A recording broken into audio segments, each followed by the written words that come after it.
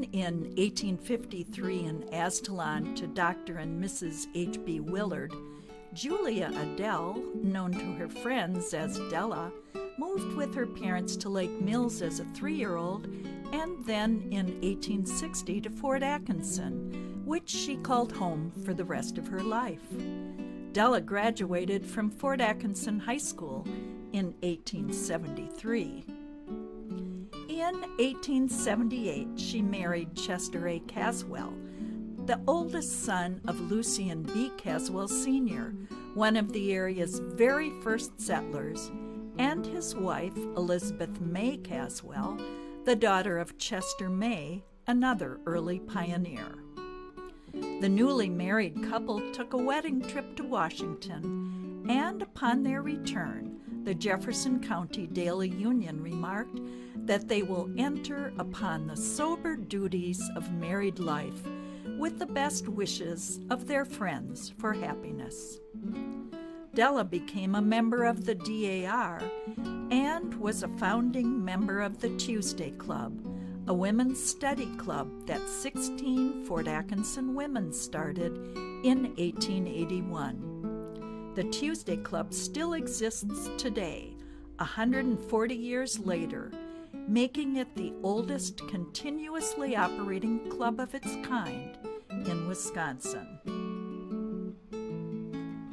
Della's husband, Chester, was born in 1856 and also graduated from the high school in Fort Atkinson. He furthered his education at the State University Law School.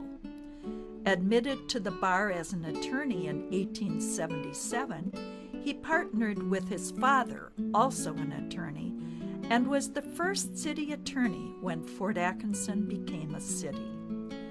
Encouraged and helped by his father, Chester organized Citizens State Bank in July of 1884. Today, it continues to operate as Badger Bank. Known as a quiet man, he enjoyed reading and spending time with his wife and daughter. Della and Chester did have one child, a daughter named Mildred, who was first their foster daughter and who was then adopted by the couple as a young child. Mildred graduated in 1914 from the University of Wisconsin and then, during World War I, took an accelerated course in nursing at Vassar. She then taught home nursing in the New York schools. Returning to Fort Atkinson, Mildred married Harold Carpenter in 1931.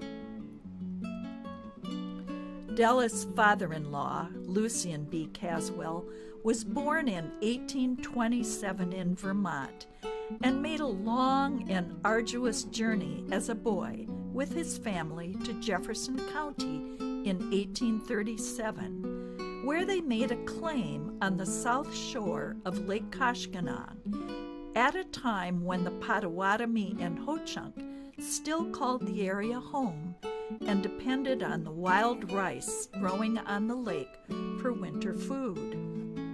You can see the Caswell homestead in the lower left corner of the map, just as it empties into the Rock River. The triangles on the map indicate Potawatomi and Ho-Chunk villages. Lucien was an adventurous boy, exploring the area around their claim and on his own following wagon tracks and an American Indian trail as far as Janesville to visit his sister when he was only 9 years old. Later, with his brother, he built a canoe, which proved quite unstable. They made an ill-advised trip with it on the wild rice-covered Lake Koshkonong. When it overturned a mile from shore, Lucien said it was only staying calm that saved them. It was one of what he called their narrow escapes while roving about.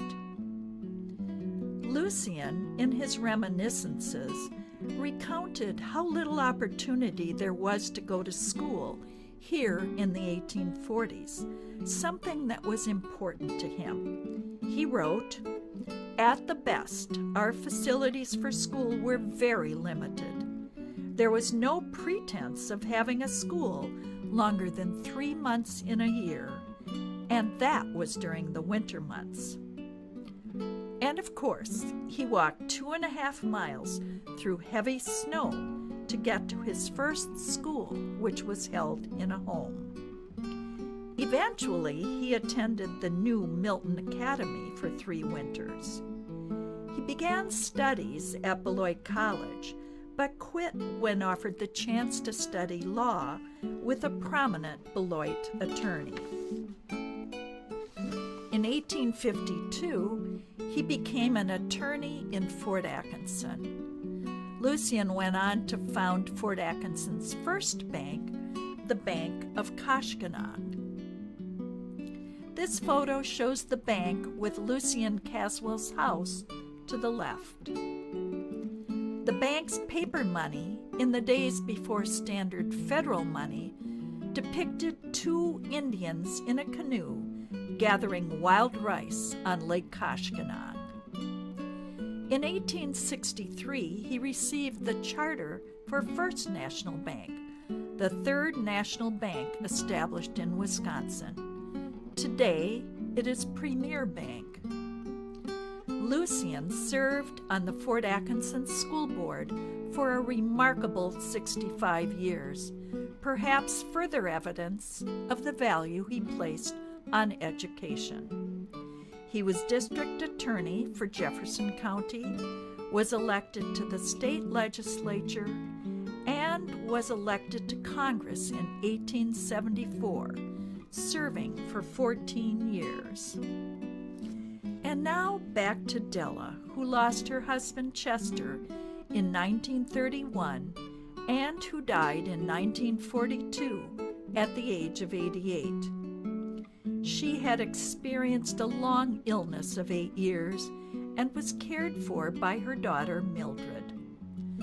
Della's close friends said of her that she was possessed of a gracious personality, fine mind, and an outstanding capacity for friendship. Della was the last surviving member of the original group of women who formed the Tuesday Club. The Hoard Historical Museum has several artifacts that belong to Della. They help us understand just how much home life has changed since Della's day.